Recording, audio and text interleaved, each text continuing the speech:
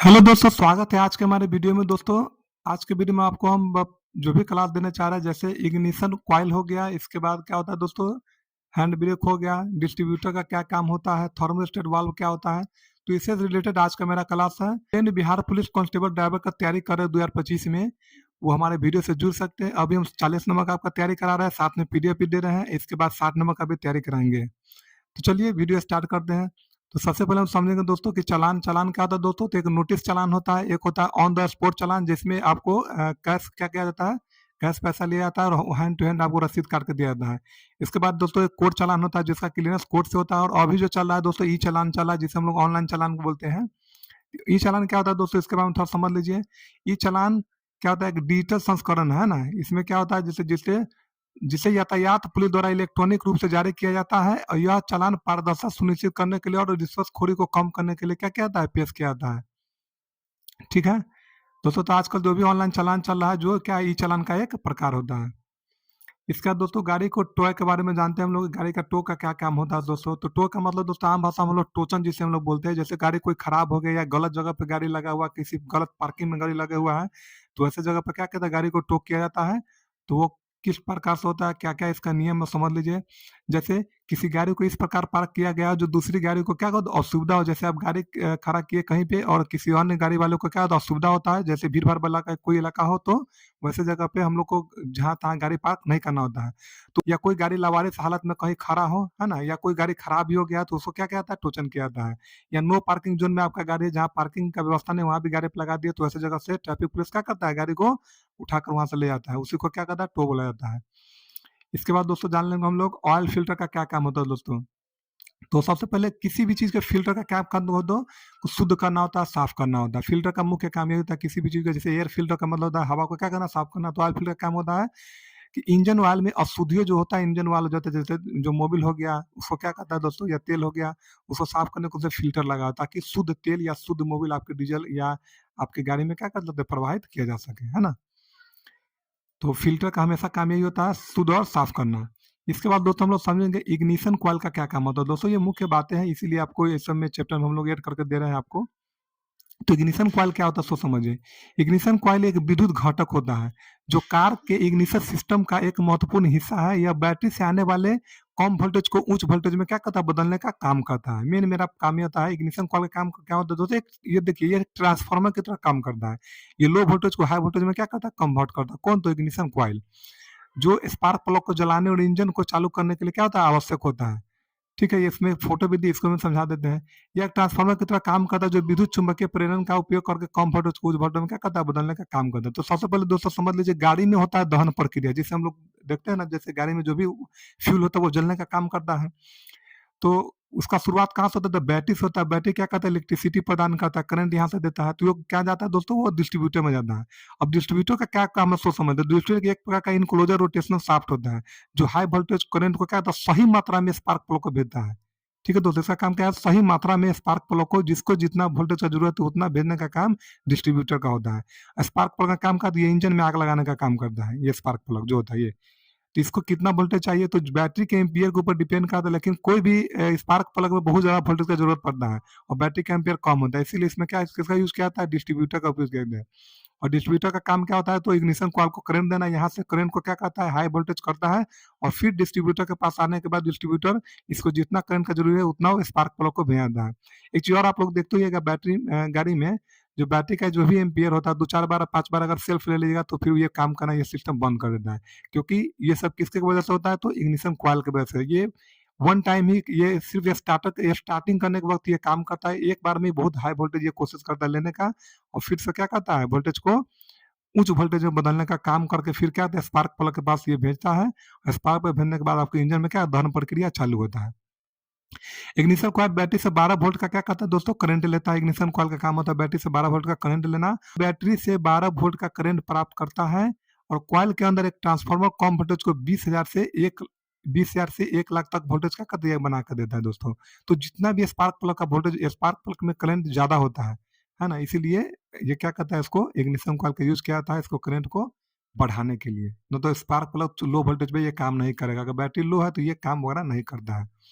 ठीक है दोस्तों, इसके बाद समझ लीजिए इग्निशन कॉइल का कार्य प्रणाली हम लोग समझेंगे दोस्तों। तो ये क्या करता है, मेन काम इसका क्या है, कम वोल्टेज को उच्च वोल्टेज में क्या करना, बदलना होता है। स्पार्क प्लग को चिंगारी उत्पन्न करने के लिए बहुत ज्यादा ऊर्जा का आवश्यकता होता है, जो कौन देता है, तो इग्निशन कॉइल देता है। इंजन के दहन शक्ति में ईंधन वायु मिश्रण को क्या करता है, प्रज्वलित करने का काम होता है। इंजन जहाँ पे दहन होता है वहाँ क्या करता है, ईंधन और वायु का मिश्रण को क्या करता है, ये जलाने का काम करता है इग्निशन कॉइल। इसके बाद दोस्तों हम लोग समझेंगे हैंड ब्रेक के बारे में समझेंगे दोस्तों। तो हैंड ब्रेक ये इस टाइप का होता है, देख लीजिए आप लोग, जो गाड़ी के हम लोग जो हैंड ब्रेक जो भी। इसके बाद दोस्तों हम लोग हैंड ब्रेक के बारे में समझेंगे। तो हैंड ब्रेक का क्या काम होता है, जिसे जिससे पार्किंग, दोस्तों हैंड ब्रेक को पार्किंग ब्रेक भी कहा जाता है या इसे इमरजेंसी ब्रेक भी कहा जाता है। यह एक यांत्रिक ब्रेक होता है जो वाहन को स्थिर रखने के लिए क्या कहते हैं, इसका प्रयोग किया जाता है। जैसे हम लोग कहीं गाड़ी लगाएंगे तो हैंड ब्रेक को क्या कहते हैं, लगा देते हैं हैंड ब्रेक में, ताकि गाड़ी हमारे पीछे की तरफ या आगे की तरफ गाड़ी न ढुल के या कहीं ऑटोमेटिक गाड़ी आगे पीछे ना हो। इसीलिए इसका क्या कहते हैं दोस्तों, इस्तेमाल किया जाता है खासकर पार्क करते समय, जिससे हम गाड़ी हम लोग कहीं पे लगाते हैं या कहीं ढलान वगैरह पे, है ना। या प्राथमिक हाइड्रोलिक ब्रेक सिस्टम खराब होने पर भी इसका क्या क्या दोस्तों प्रयोग किया जाता है। या कभी कभी ब्रेक अगर मेरा सिस्टम खराब किया हो जाए, जैसे मान लीजिए कभी पूरा टोटल ब्रेक ही मेरा फेल हो जाए गाड़ी का, तो उस टाइम में ऐसे ब्रेक का भी प्रयोग किया जाता है, जैसे गियर को कम करते हुए धीरे धीरे इसको बार बार प्रेस करने से क्या कहता है, गाड़ी रुकना स्टार्ट होता है। ठीक है दोस्तों, इसका मुख्य कार्य क्या होता है, शुद्ध हैंड ब्रेक का मुख्य कार्य होता है पार्किंग का। हैंड ब्रेक का मुख्य उपयोग कार को पार्क करते समय हम लोग क्या करते हैं दोस्तों, करते हैं। इसके बाद ढलान पे कहीं चढ़ाव या उतार उस जगह पे गाड़ी हम लोग रोकते हैं, तो हैंड ब्रेक का वहाँ पे क्या करेंगे, प्रयोग करेंगे, ताकि गाड़ी मेरा ऑटोमेटिक बाहर या नीचे या आगे पीछे ना हो। इसके बाद आपातकालीन व्यवस्था में होता है दोस्तों, जैसे यदि मुख्य ब्रेक होता है, मुख्य ब्रेक जैसे प्राइमरी ब्रेक हम जिसे बोलते हैं, जो चारों चक्का में लगा रहता है ना, अगर वो काम करना किसी कारण से बंद कर दें, तो हैंड ब्रेक का प्रयोग हम इसी गाड़ी को रोकने के लिए वैसे स्थिति में इसका करें। इसका भी एक रूल है, किस तरीके से रोका जाता है, वो आगे वीडियो में बताएंगे आपको हम। इसके बाद दोस्तों हम लोग समझेंगे थर्मोस्टेट वाल्व क्या होता है दोस्तों। थर्मोस्टेट वाल्व बस समझ लीजिए, थर्मोस्टेट वाल्व एक ऐसा उपकरण है जो क्या होता है दोस्तों, तरल पदार्थ जैसे पानी या तेल को प्रवाह को नियंत्रित करता है, क्या करता है, कंट्रोल करता है तापमान के आधार पर, है ना। थर्मोस्टेट वाल्व का तापमान के आधार पर क्या करता है, तरल पदार्थ को कंट्रोल करता है। यह ऑटोमेटिक होता है दोस्तों, जो तापमान में बदलाव के जवाब में खुलता है और क्या करता है, बंद करता है। ठीक है दोस्तों, इसके बाद समझ लीजिए थर्मोस्टेट वाल्व का मुख्य कार्य क्या होता है दोस्तों। तो क्या कहता है, ये तापमान को नियंत्रित करना है। थर्मोस्टेट वाल्व का मुख्य कार्य किसी प्रणाली के तापमान को क्या करता है, नियंत्रित करता है। तो गाड़ी के इंजन के तापमान को, यानी कि हीट एनर्जी को कंट्रोल कौन करता है, तो थर्मोस्टेट वाल्व का काम। ये ऑटोमेटिक खुलता है और बंद होता है। कैसे होता है तो भी समझ लीजिए। यह वाल्व स्वचालित रूप से खुलता और बंद होता है, जिससे तापमान को बनाए रखने के लिए किसी व्यक्ति की आवश्यकता नहीं पड़े उसमें। ऊर्जा दक्षता होता है दोस्तों, थर्मोस्टेट वाल्व ऊर्जा बचाने में क्या करता है, मदद करता है, क्योंकि वो केवल उतना ही गर्मी प्रदान करेगा जितना गाड़ी को आवश्यकता होता है। सुरक्षा क्या होता है दोस्तों, तो यह वाल्व इंजन को ज्यादा गर्म होने से क्या करता है, बचाने का काम करता है। नोट, यह इंजन में आए हुए पानी के तापमान को क्या करता है, मापता है और पानी को रेडिएटर में भेजने का काम करता है। किसका काम है, ये थर्मोस्टेट वाल्व का काम होता है। दोस्तों यहाँ पे समझ लीजिए थर्मोस्टेट को टेम्परेचर सेंसर डिवाइस भी कहा जाता है। इसका काम होता है गाड़ी की हीट एनर्जी को क्या करना, सही डायरेक्शन में भेजना, लाना या स्थिर बना के रखना। ठीक है, इसके बाद समझेंगे दोस्तों हम लोग गाड़ी में कितने प्रकार का तेल डाला जाता है दोस्तों। तो ऑयल जिसे हम लोग बोलते हैं, तो इंजन ऑयल होता है, जिसे लुब्रिकेशन में हम लोग बोलते हैं। ये सब लुब्रिकेशन का क्या तो दोस्तों प्रकार होता है, जैसे कूलेंट हो गया, स्टीयरिंग ऑयल हो गया, ब्रेक ऑयल हो गया, क्लच ऑयल हो गया, इस चीज से होता है। चारों इंडिकेटर एक साथ कब जलाना चाहिए हमें दोस्तों, यह समझने वाला चीज है। तो कब जलाना चाहिए चारों इंडिकेटर, जब किसी चौराहे पे बिना रुके सीधा जाना हो, तो हम चारों इंडिकेटर का क्या करेंगे, वैसे में प्रयोग करेंगे। या धुंध हो या कोहरा हो, ऐसे जगह पर चारों इंडिकेटर का प्रयोग करेंगे, ताकि कोई गाड़ी आगे पीछे अगल बगल से हमें ओवरटेक ही ना करे, और कोई गाड़ी आगे से या पीछे से डायरेक्ट हमारे गाड़ी में ठोकर वगैरह ना मार दे। इसीलिए धुंध या कोहरा में ज्यादातर इसका हम प्रयोग करते हैं। इसके बाद गाड़ी की स्पीड को हम कहाँ-कहाँ कम करते हैं दोस्तों। गाड़ी को हम कहाँ-कहाँ कम करते हैं, यानी कि कहाँ-कहाँ हम लोग गाड़ी को ज़्यादा स्पीड में नहीं चलाना चाहिए। तो स्कूल हो गया, हॉस्पिटल हो गया, ज़ेब्रा क्रॉसिंग हो गया, जहाँ पे बहुत बड़ा आबादी है, घनी आबादी है, बाज़ार टाइप का हो गया कोई जगह, तीखा मोड़ या किसी भी मोड़ पे, नॉर्मल मोड़ पे भी हम लोग गाड़ी को स्पीड में नहीं मोड़ना होता हमें। या कोई ब्रिज हो गया, या कोई पहाड़ी चढ़ाई हो या ढुलका हो, वैसे जगह पे गाड़ी को स्पीड नहीं करेंगे। वैसे एक बात और बता दूँ आपको, स्कूल को या ऐसे जगह के लिए गाड़ी का मिनिमम स्पीड है दोस्तों 20 होता है और मैक्सिमम स्पीड ही 20 ही होता है। तो इस चीज़ का भी क्या कीजिएगा, ध्यान रखिएगा।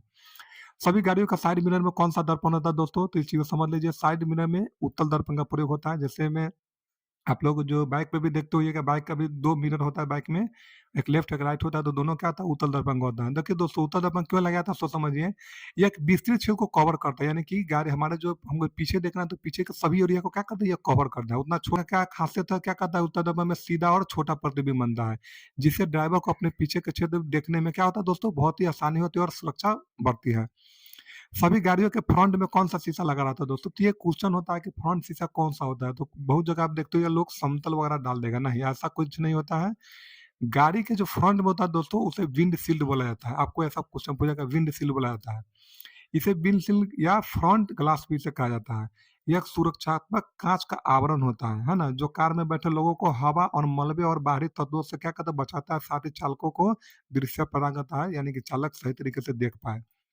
दोस्तों फिर हम समझ लेंगे दर्पण के बारे में इसके। तो विंडशील्ड क्या होता है दोस्तों सब समझते हैं। विंडशील्ड क्या होता है दोस्तों? ये परत होता है ना? शीशा का परत होता है। ये थोड़ा कर्व भी रहता है, देखते होइएगा आप लोग जो फ्रंट शीशा होता है वो क्या होता है? कर्व रहता है। तो ये क्या होता है ना कि 2 शीशा ये 2 या 3 शीशा को क्या कहते हैं ज़्यादातर 2 शीशा को आपस में साटा जाता है दोस्तों। उसमें भी बहुत सारा केमिकल का यूज़ होता है या रबर टाइप का रहता है, वो सिलिकॉन से क्या कहते हैं उसको साटा जाता है और इस हिसाब से विंडशील्ड बनाया जाता है। कहीं जो क्वेश्चन पूछेगा आपसे बहुत जगह समतल दर्पण होता है, अवतल दर्पण ऐसा कुछ नहीं होता है। विंडशील्ड से आपको ऐसा क्वेश्चन पूछेगा नहीं कि किस प्रकार का वो क्वेश्चन है। ठीक है?